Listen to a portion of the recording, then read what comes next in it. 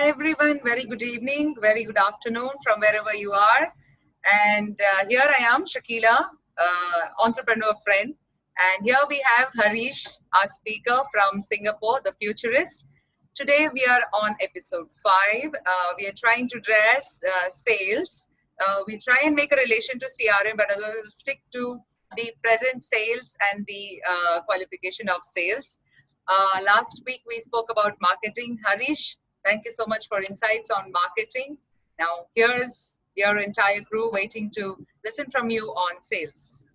Thank you. Thank you very much, Shakila, and hi again, everybody. So, first and foremost, let's do a little quick recap from what we talked about, or on what we talked about last week. I told everyone that marketing is really about informing, educating the world or your target audience, your target buyers about your existence, your company's existence, what you're offering, how they can buy whatever it is that you're selling or offering, where they can find it, so on and so forth, right? So it's about informing, attracting through all sorts of means, packaging, promotion, so on and so forth. Yeah, we spoke about the impactful Yep. methods and the quality of marketing measures. Yeah. Yep. So marketing is not selling. Marketing is about getting people's attention and attracting them to your product, be it through branding, public relations, whatnot. But that's how you do your marketing. It's whether you hold a promotion, strategically price, so on and so forth. That's all marketing. But when we talk about sales, sales is pretty straightforward, pretty clear, pretty narrow. There's only one singular purpose. There's not much to it. Okay?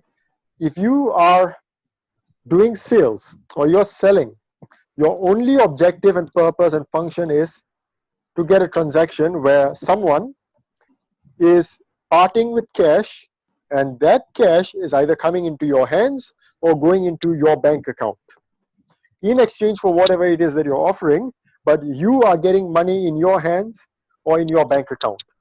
That's it. That's what selling is about. It's not the same as marketing. There's no various stages or various things to various objectives to achieve in terms of getting attention and getting awareness or product or gaining accessibility and so on and so forth, about getting client opinion. Of course, you want all of that still, even when you sell. You don't want someone to buy something from you and walk away with a bad taste, because you want repeat business and you want good word of mouth. But primarily and ultimately, the objective of selling anything is to get someone to part with cash. That's how we differentiate sales and marketing, but the two of them work hand in hand, right? So let's focus on sales today, since we've already talked about marketing. Selling means many different things in terms of method.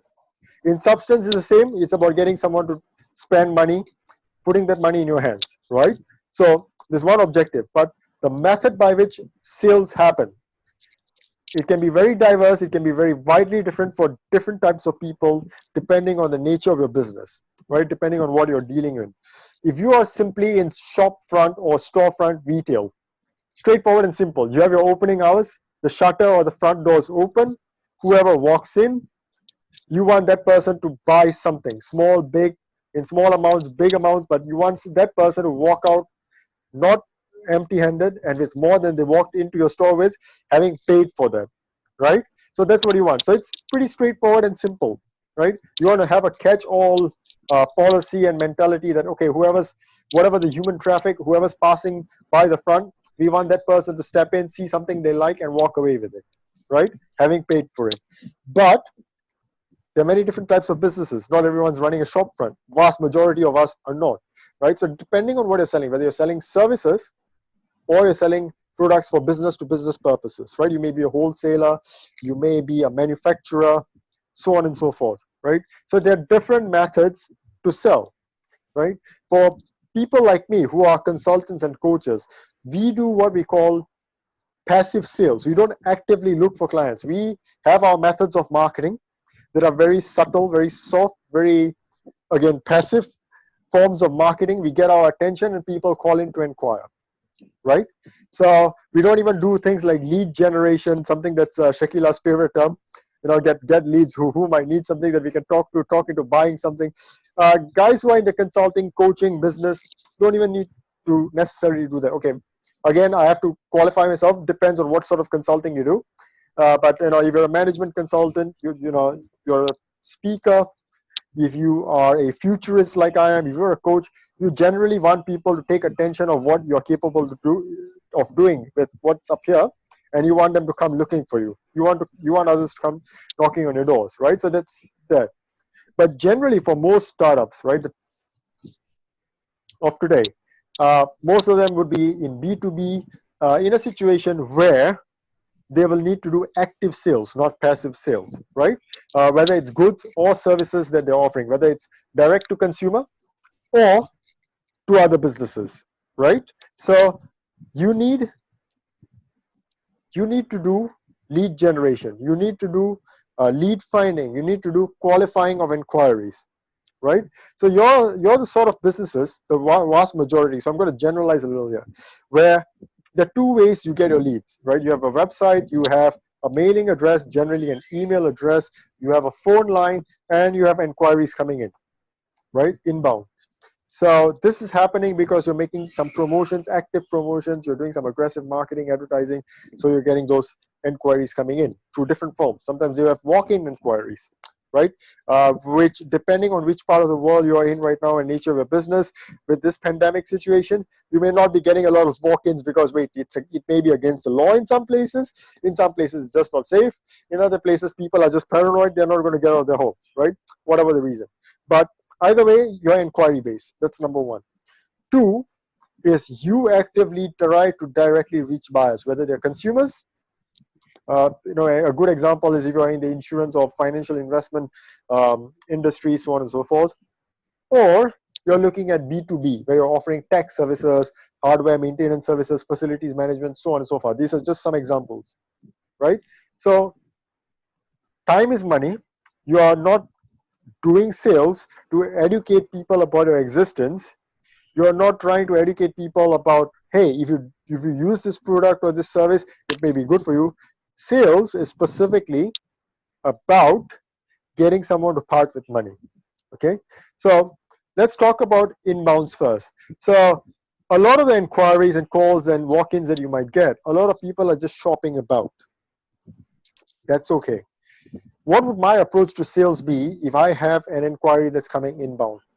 Every single person, I don't care what their intention is or interest is, or whether they're shopping around or just doing market research. Some people are just inquiring in behalf of other people, not specifically to buy anything, not to buy from you. Some people are just out to compare. Some people are out to get quotes and prices from you to be able to go elsewhere to negotiate, right? Now, time is money. Some people will have a mindset that, look, time wasters, we don't have anything to do with them. If within a minute or 2 minutes or 3 minutes someone is not buying from me, I'm not going to waste my time on that person. I'm going to just hand that person some literature and tell that person to go read about it and come back to me if they want to make a purchase, right? Others will spend a lot of time trying to cajole the customer into making a sale, not even knowing whether the customer can actually afford what you're offering, right?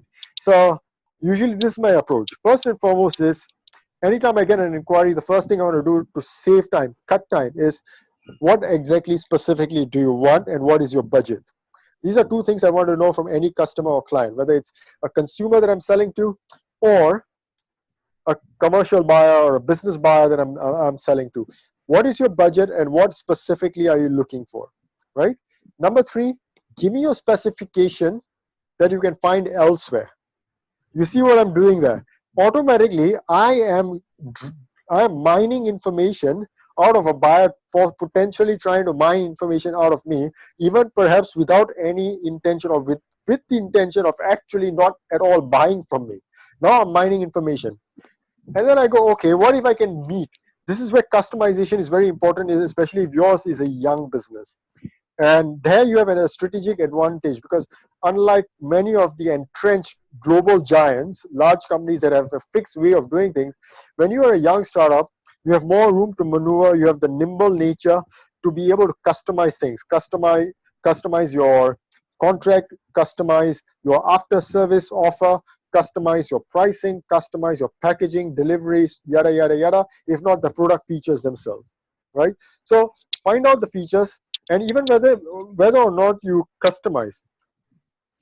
My next step will be, I'll tell the buyer, look, based on your specifications, based on your budget, This is why my product with a constructive argument based on evidence which is the comparative analysis of what I found out from the prospective buyer or the inquirer, uh, and with what I'm offering, okay, comparatively, why is it beneficial for that person to make a buy decision where I am selling something to that person, where that person is walking away with what I'm offering, whether it's a good or a service. So that's how I'll tackle that. Now you need to put a time limit on this because there are a lot of people that's just going to waste your time. So usually there's no universal answer for this because it really depends on the nature of business you're in. If you're selling an aeronautical part, you can go into negotiation for a very long period of time compared to a fistful of candy, right?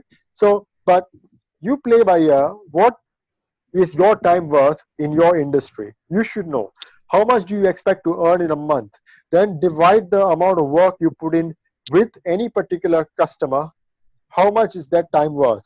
If it's amounting to more than what the product may be worth by the time you're done, estimating time you've already spent in a conversation up to a certain point, you may have to then decide to be polite and offer literature for reference and okay, say, okay, this is my offer, take it or leave it, and you need to walk away to then attend to something else in life, right? So that's how you deal with incoming. The next question is Shakila's favorite, lead generation. Give me leads who might actually need what I'm offering, and that could be a decision maker to buy this, right? So the easy part is you're doing consumer sales where it's a matter of word of mouth, right? The best way to do that is network, network, network, network. And I think we've talked about this before. At some point, we're going to revisit it in another episode. You network, network, network, network, network. And if you're in a consumer, you're selling directly to consumer, your networking is a little different from how you would network if you are in the B2b environment, right? So, or you're networking with other professionals in industry, right? So if you're networking for customers or references to customers who are direct consumer buyers, what you want to do is just go out and make a lot of friends in different circles. Generally, you need to be the sort of salesperson who is a very social person, or you need a team of people who are very social persons who have just a lot of parties and functions and things with relatives and their clans and clan associations and a lot of weddings to attend and big families, so on and so forth, where word can spread fast about what your salesperson is doing or what you are doing, right? To get the word out, and you need to be the sort of person who calls people frequently, right? And then from these people, you get leads, right? That, okay, so and so I met yesterday, does this. Since you're talking about this, maybe you give him a call, or why don't I give him your number, right? So it can work in these two ways. So generally assume, let's say, you are collecting leads from these people that you're making friends with, even in the consumer business. The first thing you do is have that 1 minute rule. When you pick up a phone call, first and foremost, never text, email, or WhatsApp someone if you're trying to make a sale the first time you're contacting someone you've never met before or you're not properly introduced to, right? The first thing you do is make sure you pick up the phone and make a voice call, right? And play the 1 minute rule. In that 1 minute, you need to tell the person at the other end of the line what your name is, right? What is the name of the company or business that you're representing or calling from, or you may be the owner of the company or CEO of the company. It doesn't matter. You're making a sale. For that reason, you're making the call. So you do that. If your staff, your employee doing that, make sure that they are following this 1 minute rule as well. So your name, company's name, what business the company is in, but before what business the company is in, specifically what product is it that you're pitching. And then the reason why I'm calling you is because so and so introduced you to me or gave me your contact details. You may want to put that up front, see how it works. Or you can put it in the end, see how it works. For different types of products, things work differently. For different geographical markets, things work differently. So you play by ear. That's how you do it for that. Now, the most interesting part, this is where Shakila loves it, the B2b lead generation sales. Now, last episode, we talked about a lot about people spending a lot of money on lead generation companies or companies that sell databases, and then you have telemarketers or salespeople, or you yourself are picking up the phone and you're calling people who go like, why on earth are you selling this to me? Like I gave you an example last episode, and I'm going to repeat this example. I'm a professional futurist. I study trends across different verticals. I understand the cross impacts, and I present them to industry decision makers, C-suite leaders, so on and so forth, right?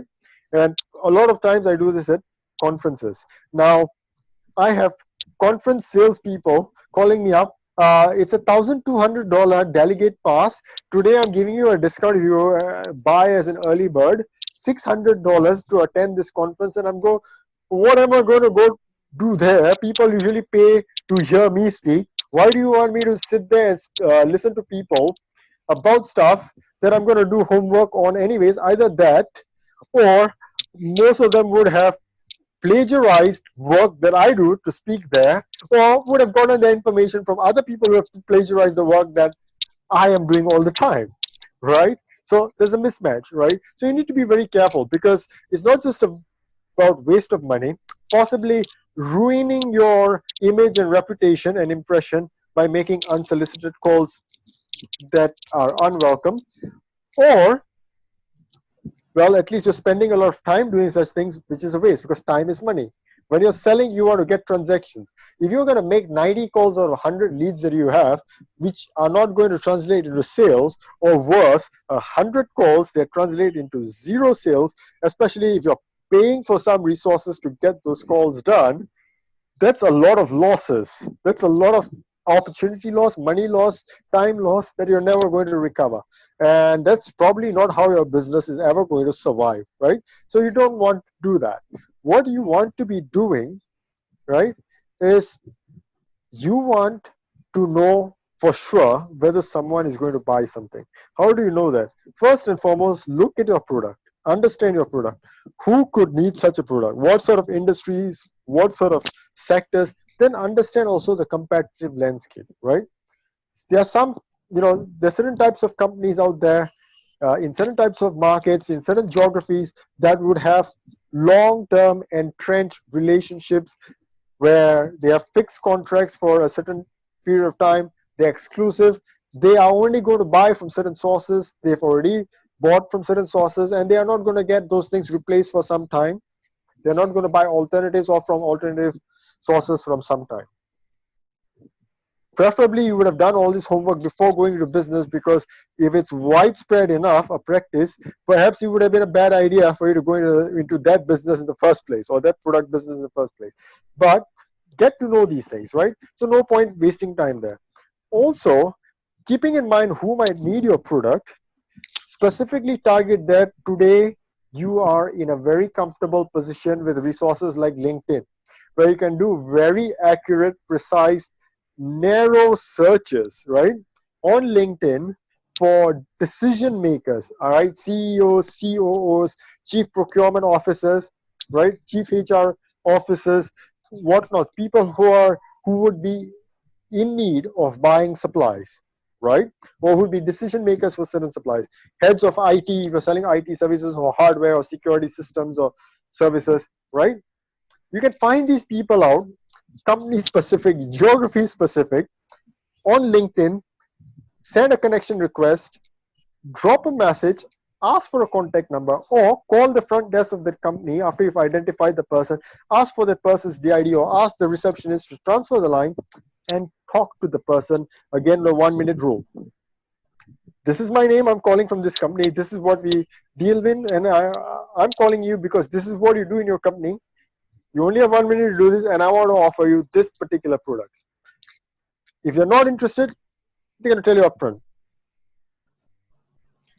The worst kind of salesperson, doesn't matter whether you're an owner of a company or you've just secured multi-million dollars in funding just 24 hours ago, the worst kind of calls to get is that, oh, but why are you not interested, or why don't you want to buy from me? What is your objection? As a young salesperson, I had people teach me this, and they were considered senior, experienced salespersons. Don't do that. Maybe in the 80s, 90s, that used to work, where you talk someone out, of mining out the objections. Don't do that.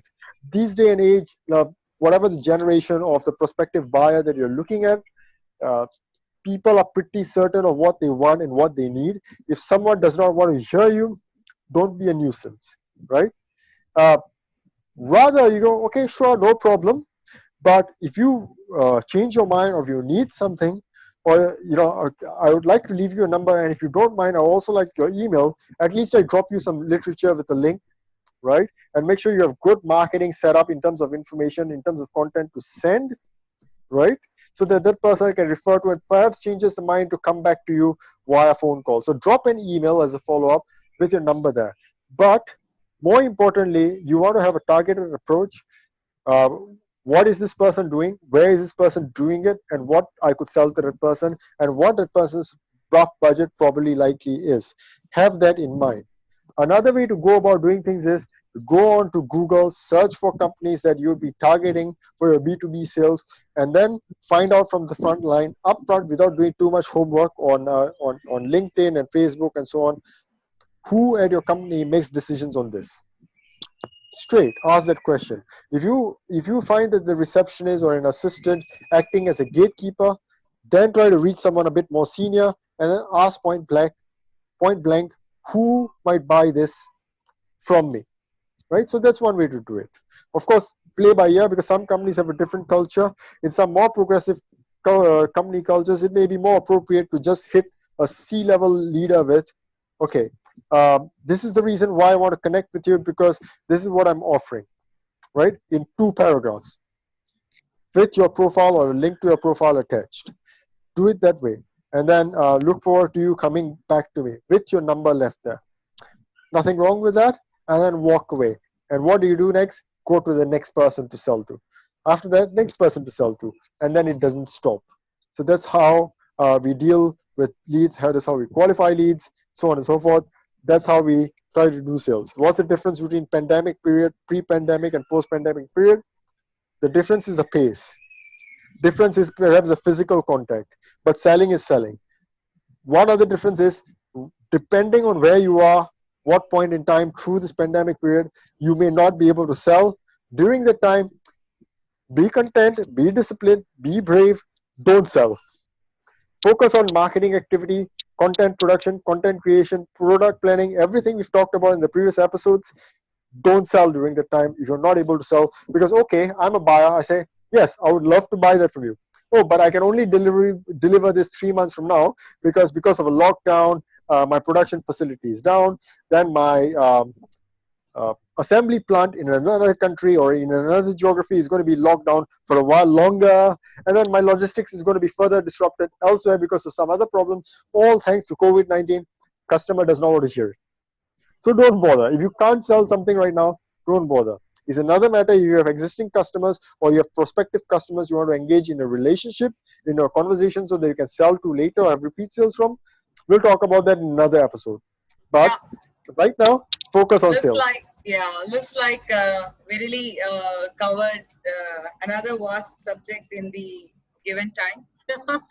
So yeah, thanks. Well, that's a lot of activity for sales. Lead generation is my favorite because there's a lot that there's a lot that we also offer in terms of lead generation. Then every time I see it changes, the strategy changes for lead generation, which is why I always keep I'm inquisitive of learning the various ways of lead generation that can be done, specifically in this pandemic situation. That of course you're right that there's a lot of passive sales that's happening for whoever it is happening, but there's also a lot of aggression in people who have this zest to go to the market. Forget pandemic, I'm going and getting that sale, I'm going to do this. So from that perspective, there's also a lot of challenge in coming up with creative lead generation strategies. So which is why it becomes more important for me that we talk lead generation, and then we keep waiting. Customer says, oh wow, the sales have increased, but then many a times customer doesn't even come back to you that you did a good job, right? That's customer, that's client. So anyway, I think we covered pretty much a lot of things. I just want to say that I think there's a small relation between marketing and sales. That is marketing ads.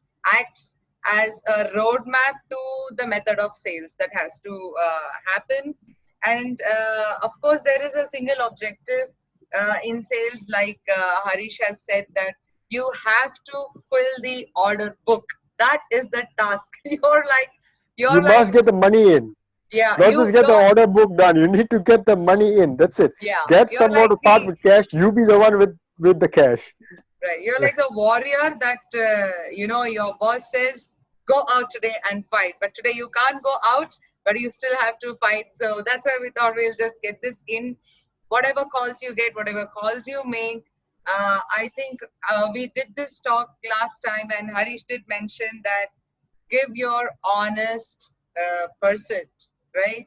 Give your 100% honestly to the person over there. Tell that this is what can be offered, this is what can be done, this is the situation, this is how we deal with, this is what we can take care. It can be the lowest of the ticket size just now, but I think it's an opportunity still, while many other industries do not have even an opportunity to go and think of the business activity. Of course, and then Harish has covered a lot of aspect into how you qualify your leads and how you then warm it up. How do you speak to them? How do you treat with them on your call, in your body language, sorry, in your voice language? I think that is again another session some other day when we have somebody with body language. We will do one on telephone skills, perhaps. Yeah, this is more of soft skill, telephone skill, and how directly, indirectly your body, etc. We'll do that later. So, Okay. yeah, thank you so very much, Harish. That's very insightful. Again, I really think I'm amazed how you, crunch this entire thing 15, 20 minutes and then give your sessions out to us. Thank you so Just a very much. personal note, right? I did not say this upfront, right? I'm a consultant, I'm a futurist today, I do coaching today. What I did not share upfront, right? Where for your audience, for everyone watching this, uh, I was a salesperson, believe it or not, before I went to university, before I completed my diploma as a teenager. Wow. Wow. So I was a salesperson. I was doing big sales. I was doing sales in automotive services as a teenager. After that, I completed my business diploma. After that, I went on to university abroad, and then I graduated with a business degree. But I was a salesperson first, so I've been doing selling for a very long time before I graduated. So after I became a graduate, my interests change, and then I give up sales, but I've not forgotten, and I still keep up to date about how companies sell different things, because as a consultant, I need to know their end-to-end processes. So that's why. True. So, well, thank you. I don't know. I always feel that every businessman is a salesman. So, whether it is small enterprise, big enterprise, one person, private limited, no, whatever. As you and I are, right? Yeah, As you and I are. yeah, we've But we been don't want doing to call ourselves salespeople because nobody wants to talk to the salesperson if they want to have a serious conversation. So we call ourselves CEOs. exactly. So yeah, as always, we've come to end of this session, episode 5, which is an introduction to sales and possibility of understanding the leads and converting the leads. Uh, and I want to remind you a gentle reminder that if you have questions, please leave it in the comment box down there. We definitely want to address to many people as much as possible, and we are available for consulting. Harish is full-time consultant. Anytime, anything for any details, you just need to knock at his door, and then he's like a Pandora's box. Suddenly he opens up, and then there's all sorts of answers coming from everywhere. You need anything in IT and in marketing, please feel free to get in touch with me. Thank you so very much, Harish. Have a Thank great you very day. much. Yeah. Right. See you Bye all bye. again soon. Thanks. Bye.